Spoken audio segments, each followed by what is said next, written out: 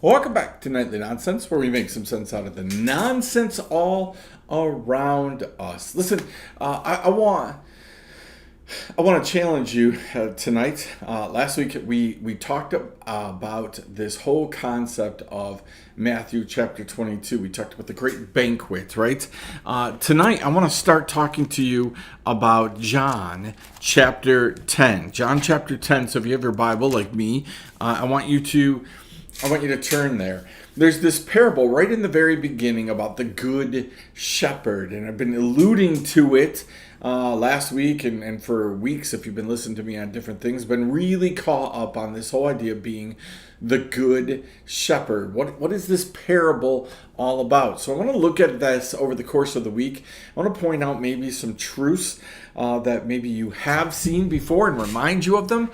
I want to point out some things that maybe you haven't seen before. I want you to start thinking. We're living in a society that's moving so quickly. One of the things that we're not able to do very well is think and contemplate, chew on, right? How do I go when I'm getting fired at night after night by just questions on nightly nonsense, right? I don't have time for all of this stuff. I don't have time to think, and the enemy is counting on that. The enemy's counting on you not being able to carve out some time, to set aside some time for you to think about, dwell on, meditate on the things of God. You know, the problem with that is if we're not meditating on the things of God, then we're meditating on the things of the world, because we always are thinking, right? And instead of thinking about the good things of God, we're thinking about, probably the bad things that have happened to us throughout our day. You've heard me say it a million times. Here's the first time after the million, right? Where your focus is where your attitude is going to be. Where your attitude is where your actions are going to be. Right? Just do the math on that. You come home from work, you've had a bad day, your focus is on the bad day, you got a bad attitude, you come in, your actions in your household just bring a bunch of bad things. Right? When the Bible talks about love always protects, right? Sometimes love protecting is about protecting all the people around us from ourselves. Right? I know I've had a bad day. I know that I'm in a bad place. I know that my focus is wrong. My attitude is wrong. Are you loving people enough to protect them from yourself? Do you walk into your house and just let people have the baggage of the day? Or before you even walk in your house, do you pray about, sift through the baggage of the day, refuse to bring into your house the baggage of the day? Do you do that same thing for church, same thing for work, same thing for play, right? Do the minor, league, baseball team, soccer team, do the things that you're doing, you're investing in, do they end up benefiting from where you've been throughout the day, or do they take the brunt of where you've been throughout the day?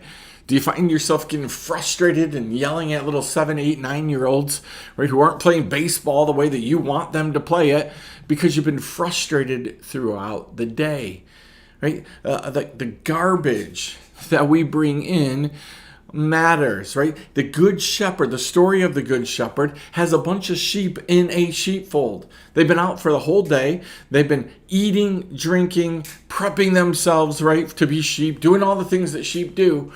And at night, the shepherd brings them into the sheepfold. In the winter, the shepherd brings them into the sheepfold. But what they're bringing in with them matters. If one sheep brings in a disease, bugs, lice, something like that, into everybody can get it.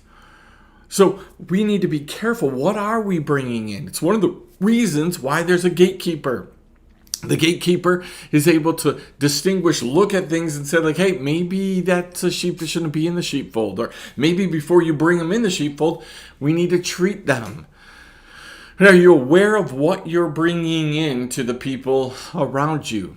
And then when it happens, and you create chaos within your home or workplace or church or somewhere else, do you wonder why? Do you sit there and say, hey, I brought this in on a Sunday morning. I was frustrated before I came into church, brought this in, and wonder why I'm arguing with people on the Sunday morning. Wondering why there's this spirit of division, why there's a spirit of jealousy, why there's a spirit of wanting to leave in the middle of the service, right? So I want you to think about that before we move on, right? what might you be bringing in to the sheepfold? What might you be bringing home with you every day? Also, what might everybody else be bringing home with them? So if everybody walks in the sheepfold with all the baggage, all the junk of the day, that gets collected in the house. Right? That gets collected in the sheepfold. Pretty soon, our bad attitude is going to affect other people's attitude, because their focus is going to be on what they did wrong and why we're yelling at them. Then pretty soon the actions of the household are division, right? Even worse, we end up in a bad place. So what is it that you're bringing in to the sheepfold? What is it that you might need to work on? So think about that tonight. We'll see you again. We're going to pick up in John chapter 10 tomorrow night here on Nightly Nonsense.